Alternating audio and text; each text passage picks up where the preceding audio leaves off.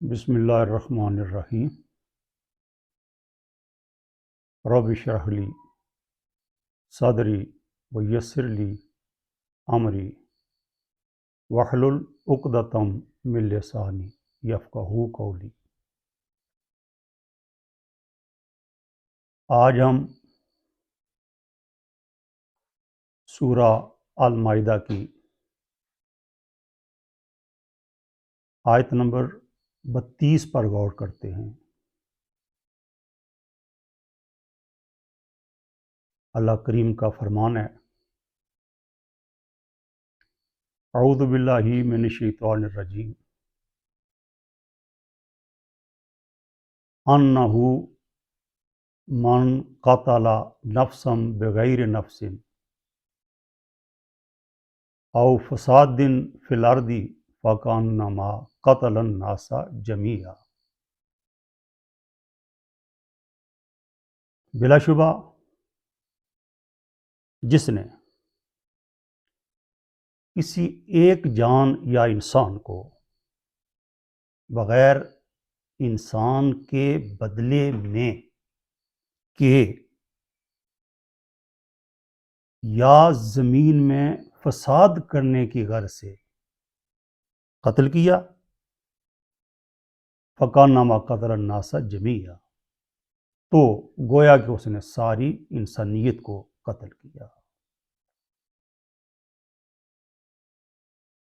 اللہ تعالیٰ کے نزدیک قتل ناک کتنا گناہونا جرم ہے، اسی کی وضاحت کی اور فرمایا کہ ایک انسان کا قتل بھی ناحق قتل میرے نزدیک اتنا بڑا گناہ اور جرم ہے کہ جیسا قتل کرنے والے نے ایک انسان کو نہیں بلکہ ساری انسانیت کو قتل کر ڈالا۔ سورہ النساء کی آیت نمبر 93 میں فرمایا کہ وَمَن يَقْتُلْ مُؤْمِنًا مُتَعَمِّدًا فَجَزَاؤُهُ جَهَنَّمُ خَالِدًا فِيهَا وَغَضِبَ اللَّهُ عَلَيْهِ وَلَعَنَهُ وَأَعَدَّ لَهُ عَذَابًا عَظِيمًا۔ اور جس نے کسی مومن کو جان بوجھ کر کے قتل کیا، اس کی سزا یا بدلہ جہنم ہے، وہ اس میں ہمیشہ ہمیشہ رہے گا، اللہ کو اس پر غضب ہوگا، اللہ کی اس پر لعنت ہوگی، وَأَعَدَّ لَهُ عَذَابًا عَظِيمًا، اور اللہ نے اس کے لیے بہت بڑا عذاب تیار کر رکھا ہے۔ ان دو آیات کو ایک ساتھ ملا کر کے پڑھنے کے بعد بآسانی سمجھا جا سکتا ہے کہ قتل ناک اللہ کے نزدیک کتنا بڑا جرم ہے۔ اسلام بڑے جرائم سے ہی نہیں روکتا بلکہ ان چھوٹے چھوٹے جرائم سے بھی منع کرتا ہے جو ان بڑے جرائم کا باعث و سبب بن سکتے ہیں، یا یوں کہیں کہ اسلام وہ تمام ذرائع اور وہ سارے رستے جن پر چڑھنے کے بعد کوئی ان بڑے جرائم تک پہنچتا ہے بند کرتا ہے۔ چنانچہ سورہ الحجرات چھوٹی سی سورت ہے،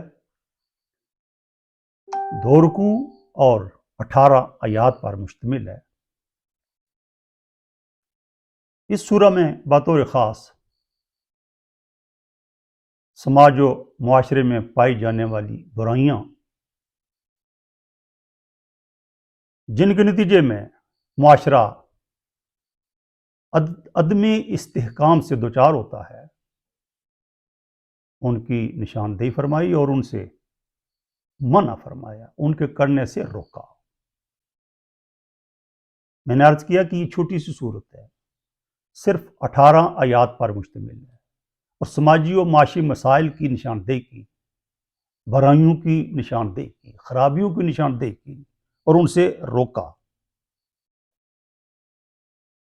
لیکن چھوٹی سی صورت ہونے کے باوجود اس میں 5 دفعہ اللہ کریم یا ایھا الذین آمنو، اے ایمان کی دولت سے بیرا ور لوگوں کہہ کر کے مومنوں کو مخاطب بناتے ہیں۔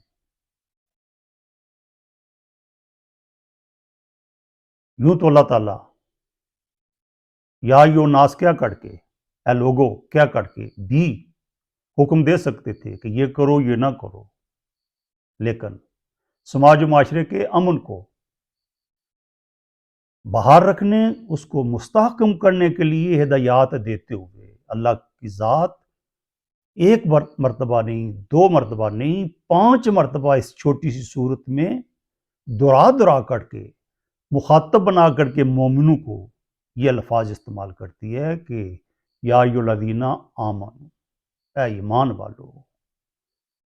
اس خطاب میں چاشنی کتنی ہے اس کا اندازہ ایمان کی دولت سے بیرا مند لوگ ہی لگا سکتے ہیں۔ فرمایا الحجرات کی آیت نمبر 11، یا ایھا الذین آمنو، اے ایمان والو، لا یسخر قوم من قوم،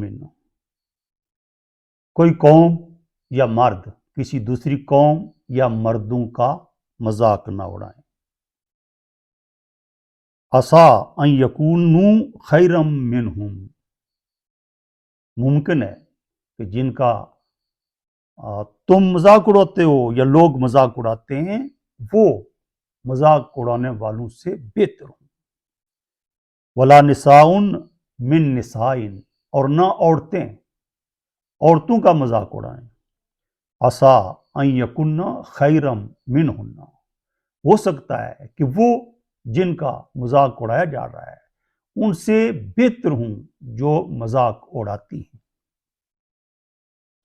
ولا تلمزوا انفسکم، اور ایک دوسرے پر الزام نہ رکھا کرو، الزام نہ دھرا کرو۔ ولا تنابزوا بالالقاب، اور دوسروں کے برے نام نہ رکھا کرو۔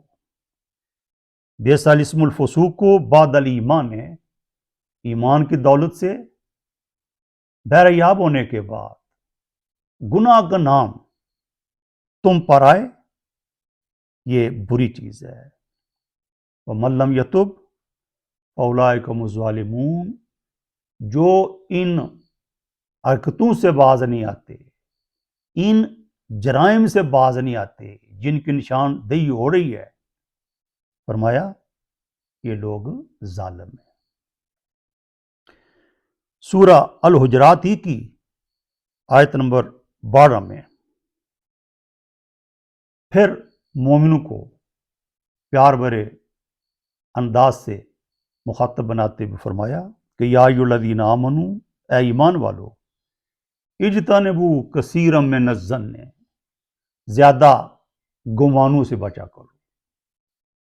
ان بعض الظن اسم، بعض گمان گناہ ہوتے ہیں یا گناہ میں آتے ہیں۔ ولا تجسسوا، ایک دوسرے کے عیب تلاش نہ کیا کرو۔ ولا یغتب بعضکم بعضا، اور